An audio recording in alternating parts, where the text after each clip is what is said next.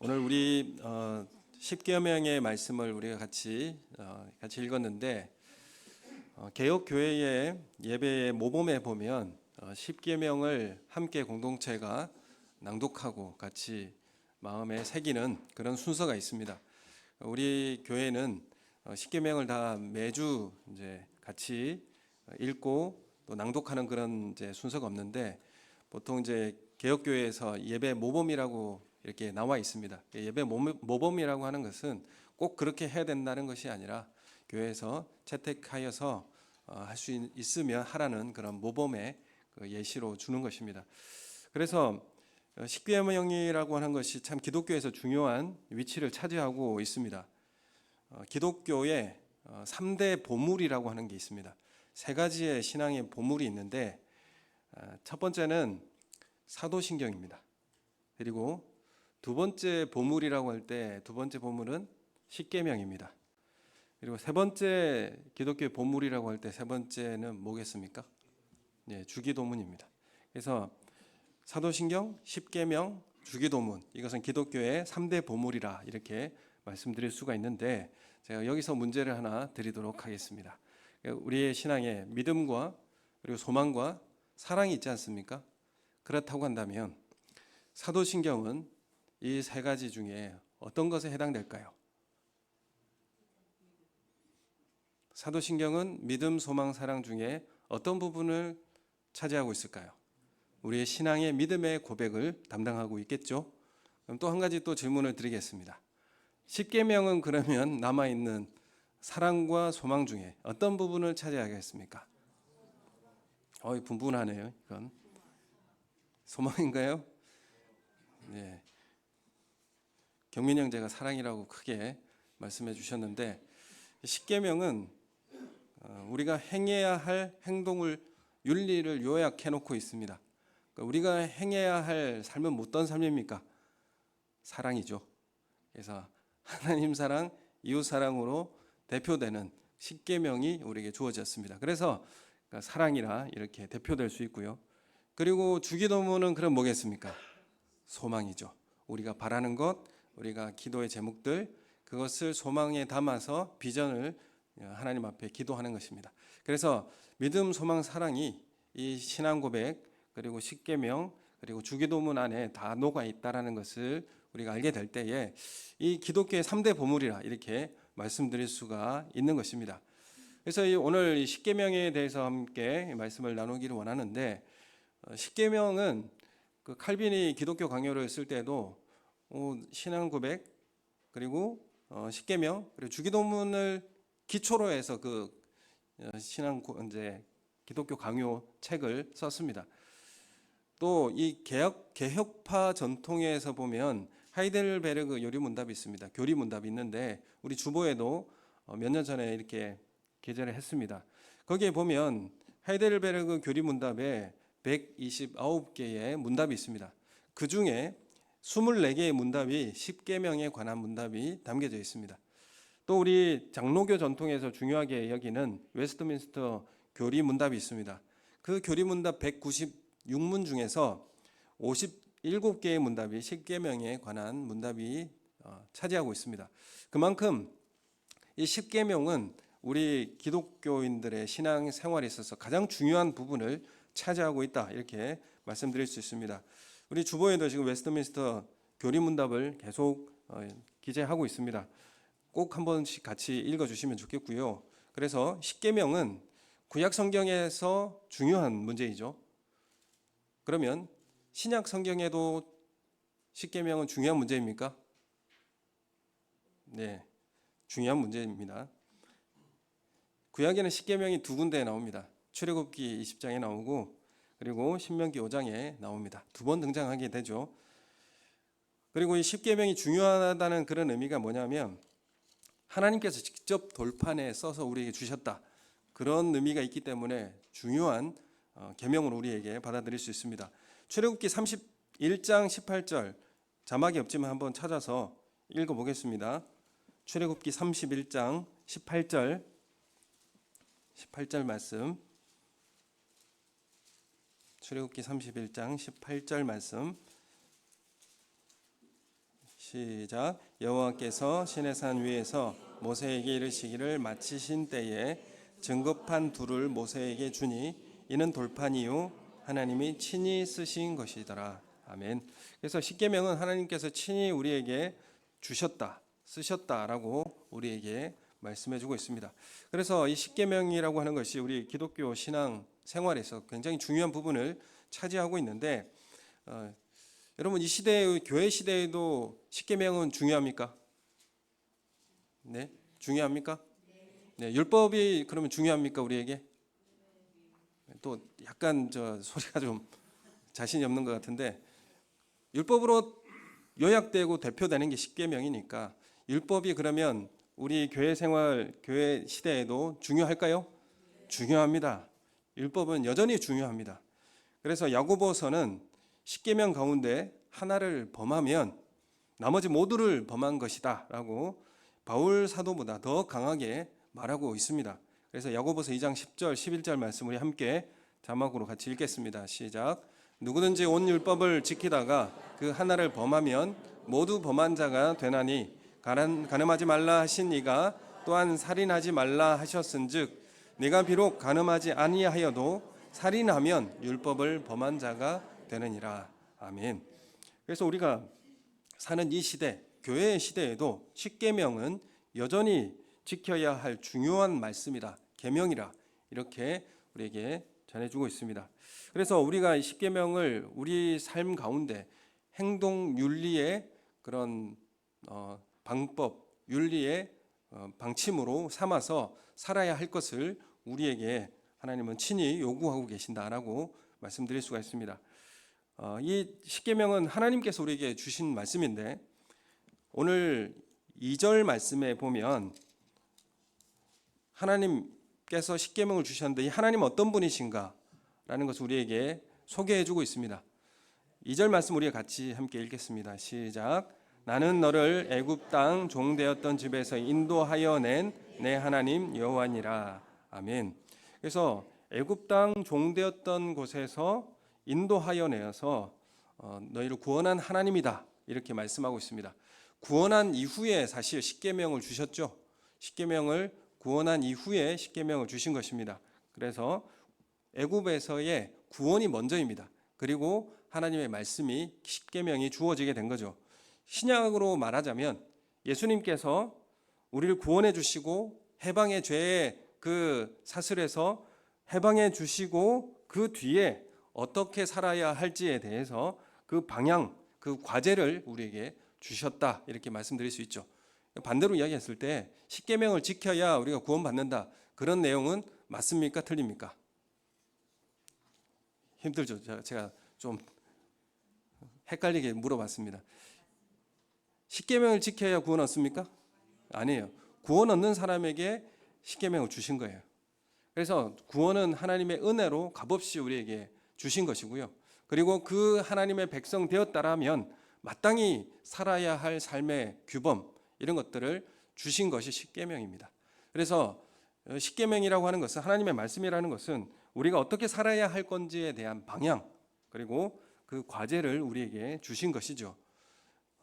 그렇기 때문에 애굽 땅 종살이 하던 집에서 내가 너를 구원했다, 그러니 너희는 이렇게 살아라, 이제 하나님의 백성으로 자유인이 되었으니 이렇게 사는 것이 합당하다, 이렇게 하시면서 십계명을 주신 것입니다. 그래서 십계명은 구원받은 하나님의 백성이 걸어가야 할 길을 보여주고 알려주는 것입니다. 방향이 되는 것이죠.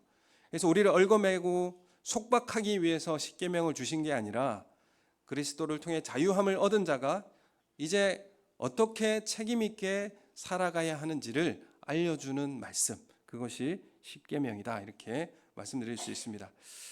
우리가 자유를 얻었다라고 하는 것은 자유인은 그에 따른 책임을 따르게 되어 있습니다. 그래서 자유라는 게 좋은 것이 물론 좋은데 정말 진정한 자유를 누리려면 책임 있는 삶을 살아야 그때 거기에서 참된 자유함을 얻을 수 있고 누릴 수 있게 되는 것입니다. 지금은 청소년들이 교복 입은 모습을 보면 참 예쁘다고 하지만 그때 당시에는 교복을 입은 것이 그렇게 힘들고 어려웠습니다. 그래서 교복도 줄이고 늘리고 걔 다 했죠. 넥타이도 풀어 헤치고 다니고 그래 다 했어요. 그게 더 자유라고 생각했지만 지금 볼 때 진정한 아름다움과 그 교복에 입은 그 선함은 뭐겠습니까? 그대로 그 모습 그대로 입을 때가 가장 예쁘고 아름답지 않습니까? 그래서 진정한 자유라고 하는 것은, 진정한 아름다움이라는 것은 책임이 뒤따르는 것이고요. 그리고 그 안에서의 참된 자유함이라는 것을 우리에게 말씀하고 있습니다. 그래서 우리에게 정말 진정한 자유함을 주시기 위해서 하나님은 이 십계명의 말씀을 우리에게 주셨습니다. 이 말씀을 기억하시는 우리 성도님들 되시길 소원합니다.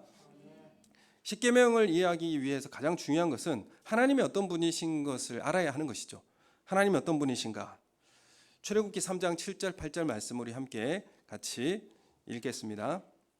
시작. 여호와께서 이르시되 내가 애굽에 있는 내 백성의 고통을 분명히 보고 그들이 그들의 감독자로 말미암아 부르짖음을 듣고 그 근심을 알고 내가 내려가서 그들을 애굽인의 손에서 건져내고 그들을 그 땅에서 인도하여 아름답고 광대한 땅, 젖과 꿀이 흐르는 땅, 곧 가나안 족속, 헷 족속, 아모리 족속, 브리스 족속, 히위 족속, 여부스 족속의 지방에 데려가려 하노라. 아멘.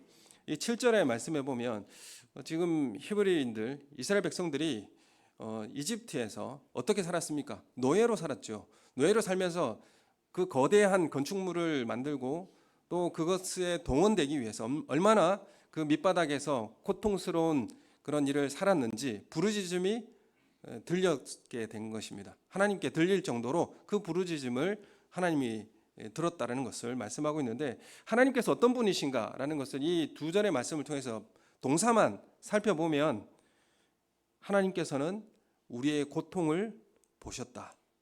그리고 부르짖음을 들으셨다. 그리고 우리의 근심을 알았다. 그리고 하나님은 우리의 고통의 그 현장에 내려가셨다. 그리고 우리를 건져내셨고 그리고 그 땅에 인도하여 데려간다. 이렇게 말씀하십니다. 그래서 하나님은 어떤 분이신가 하면 그 높은 보좌 하늘에 홀로 앉아 계셔서 있는 것이 아니라 우리의 삶에 개입하시고 우리의 고통의 현장에 찾아오셔서 우리의 고통을 아시고요. 우리의 부르짖음을 듣는다라고 말씀하십니다.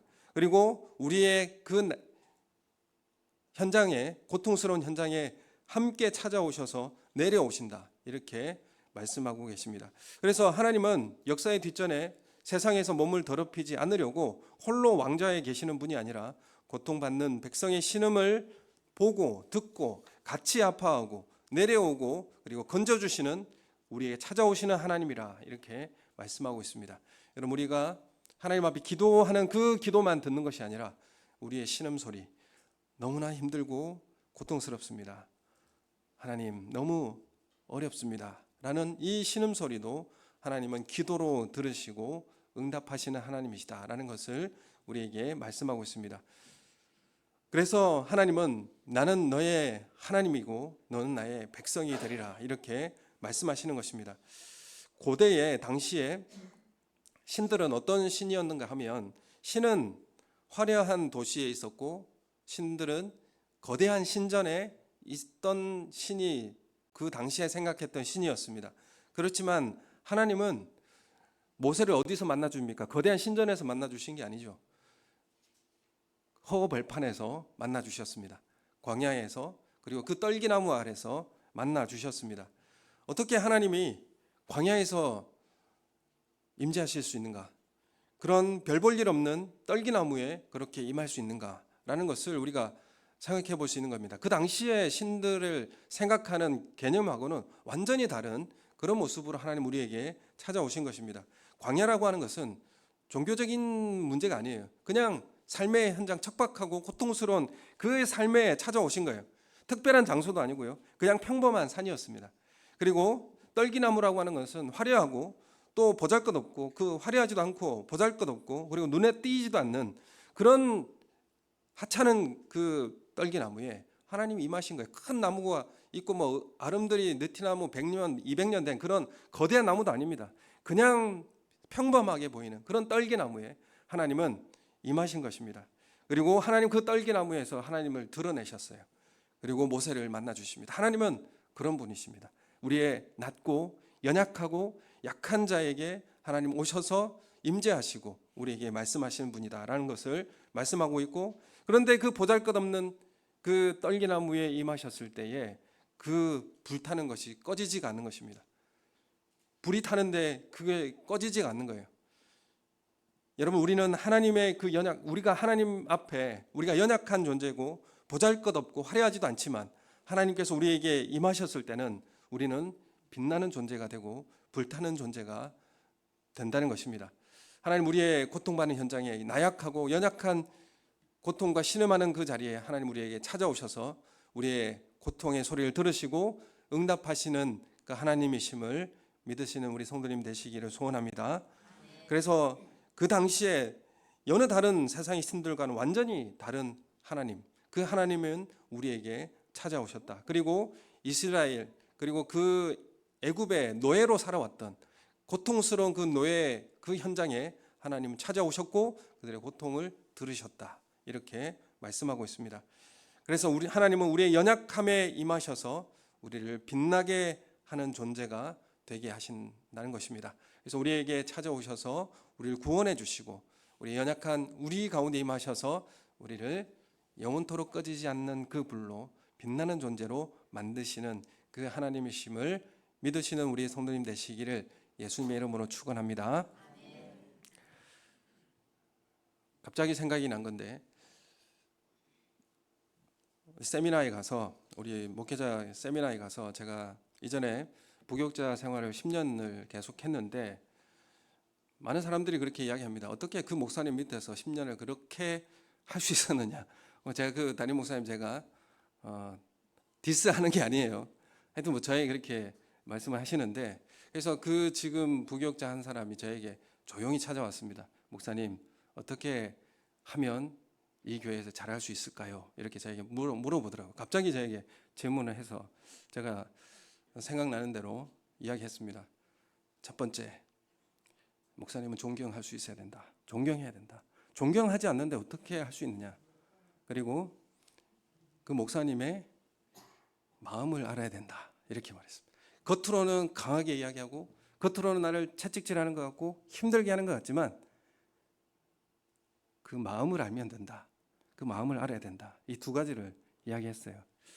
그럼 우리가 하나님의 말씀 우리에게 주어지는데 우리가 이 땅에서 하나님 너무나 두렵고 어떻게 너무나 힘들고 어렵다고 생각하지만 하나님을 경외하고 하나님을 사랑한다면 할 수 있습니다.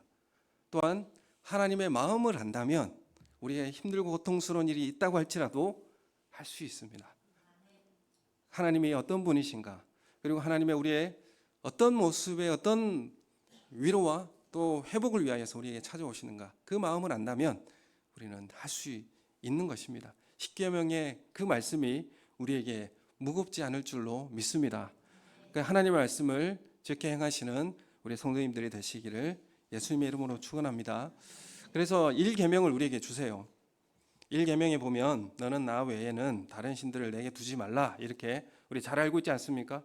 너는 나 외에 다른 신들을 내게 두지 말라, 이렇게 말씀하고 있는데, 사실 이 말씀이 우리에게 1계명이라서 우리는 지킬 때 이것을 배타적으로 지켜야 되나 이런 생각을 합니다. 그래서 하나님 외에 다른 걸 다 없어져야 돼라고 생각해가지고 절에 가가지고 찬송가 부르고 아니면 그런 불상에 아니면 당군 뭐 이렇게 목을 자르고 이런 배타적으로 이렇게 하려고 이 1계명을 주셨을까요? 한번 생각을 해봐야 되는 겁니다. 10계명의 이 말씀이라는 것이 단순하고 명료하게 우리에게 주어져 있기 때문에 우리에게 잘 다가오지만, 그러나 이 말씀을 잘 이해하려면 이면의 의미를 잘 깨달아야 됩니다. 이면에 하나님께서 왜 이 말씀을 하셨는지를 의미를 알아야 돼요.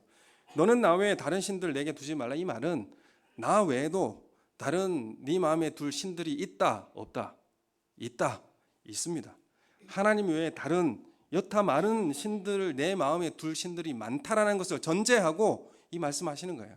그래서 하나님, 너희는 나만 믿어야 돼, 나를 믿어야 돼라고 이렇게 강요하면서 말씀하시는 게 아니에요. 이 말의 뜻은 나를 필요를 채워주시고 만족시키는 분이 계시는데 그분은 하나님이시다라는 하나라는 것을 선택하고 하나님을 따르라라는 것을 인정하라는 것을, 그런 의미를 우리에게 말씀하고 있습니다. 우리가 이것을 다른 신들은 다 없어져야 된다라고 배타적으로 하게 되면 뭐가 일어나겠습니까? 평화가 사라지게 되겠죠. 폭력이 난무하게 될 것입니다. 그걸 하나님께서 원하시나요? 그렇지는 않을 겁니다. 그래서 이것을 더 적극적으로 우리가 1계명을 지키기 위해서는 어떻게 해야 되는가라고 할 때에 신명기 6장 5절의 말씀을 우리 함께 같이 읽어보겠습니다. 자막에 신명기 6장 5절 말씀 같이 읽겠습니다. 시작. 너는 마음을 다하고 뜻을 다하고 힘을 다하여 내 하나님 여호와를 사랑하라. 아멘. 이게 1계명에 너 나 외에 다른 신들 내게 두지 말라, 이 말이 긍정적으로 적극적으로 지킬 때 이 말씀을 지키라는 것입니다. 그래서 너는 마음을 다하고 뜻을 다하여 힘을 다하여 내 하나님 여호와를 사랑하라, 이렇게 적극적으로 지킬 것을 우리에게 요구하고 있는 것입니다. 그래서 여기에는 2인칭 너 이렇게 이야기하고 있어요. 너희들이 아니라 너는 이렇게 이야기하고 있습니다. 너는 하나님을 사랑하는 자가 되어라, 이렇게 우리에게 말씀하고 있는 것입니다. 이 사랑의 존재, 이 사랑의 존재는 어떻게 살아가야 될 것인가라고 할 때에 한번 생각해 본다면 에덴 동산에 있었어요. 에덴 동산에 10계명이 있었습니다. 10계명은 아니고 1계명이라고 있었죠. 그 말씀이 뭐겠습니까? 에덴 동산에도 계명이 있었어요. 선악과를 알게 한 나무를 열매를 먹지 말라. 이게 명령이잖아요. 명령처럼 계명처럼 주어진 명령이었습니다.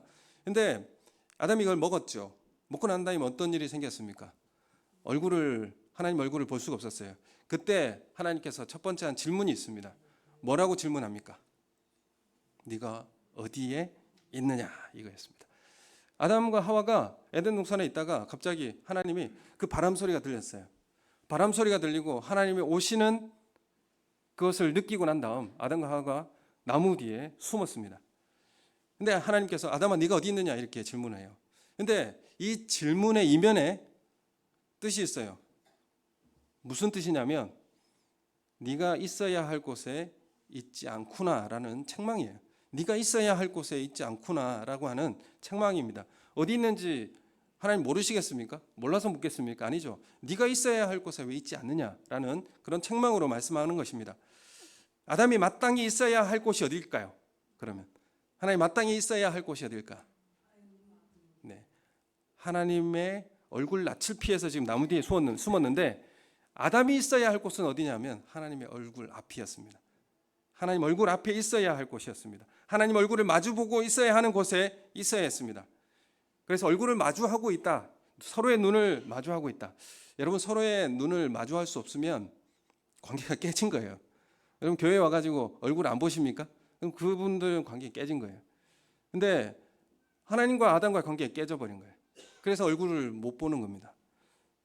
얼굴을 마주하고 있다는 것은 어떤 의미냐면 사랑의 관계라고 말하고 있는 것입니다. 마주하면 사랑의 관계, 등을 돌리면 갈등과 죄의 관계, 이렇게 말씀드릴 수 있는 거죠. 그래서 우리가 있어야 할 곳은 하나님과 마주보는 사랑의 관계에 있어야 하는 것입니다. 그래서 죄로 인해서 등을 돌리게 되고 얼굴을 마주할 수 없는 관계가 된 것입니다. 하나님과 사람 사이의 책임을 말하고 있는 거죠. 왜 그 선악과를 알게 하는 나무를 열매를 먹지 말라고 했습니까? 네가 피조물로서의 책임을 다하고 의무를 다하고 하나님으로부터 공급받는 생명력으로 살아가야 된다. 의존적인 존재로 살아가야 한다라는 자유가 있지만 그 책임을 다하는, 의무를 다하는 삶을 살아가야 한 것이죠. 그런데 이 책임을 다할 수 없었을 때 관계가 깨어지게 된 것이죠. 하나님 얼굴을 볼 수가 없었습니다. 그게 죄라는 문제였습니다. 가인에게도 하나님께 찾아오셔서 말씀하시죠. 가인이 죄를 저지르고 살인을 저지르고 있을 때 하나님께서 질문하십니다. 가인이 안색이 변하고 낯을 들지 못합니다. 첫 번째 뭐라고 질문하십니까? 네 동생이 어디 있냐? 이렇게 물어요. 네 동생이 어디 있냐? 가인이 대답합니다. 뭐라고 대답합니까? 내가 내 동생을 지키는 자입니까? 이렇게 대답하죠. 근데 이 가인이 대답한 이 대답에 사실 하나님 원하시는 답이 숨겨져 있어요.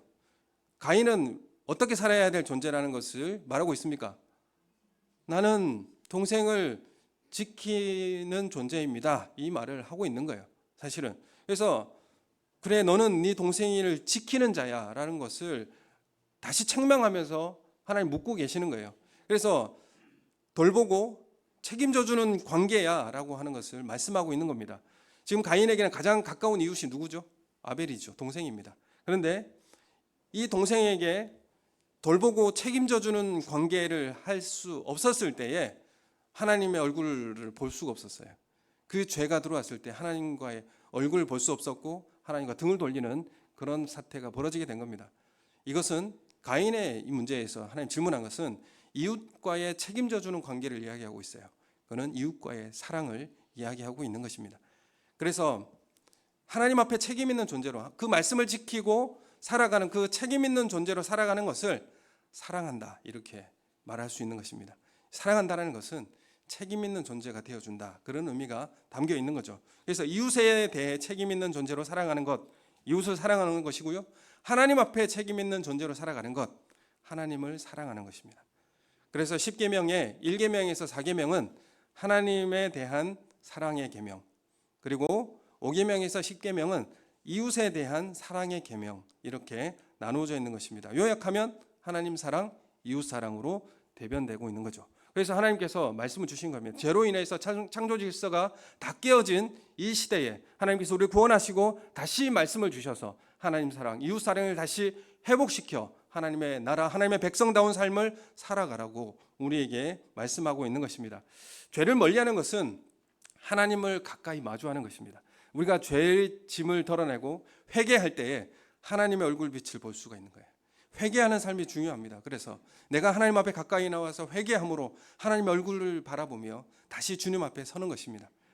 하나님 우리에게 주님의 얼굴 앞으로 나오라고, 가까이 나오라고 말씀하고 있습니다.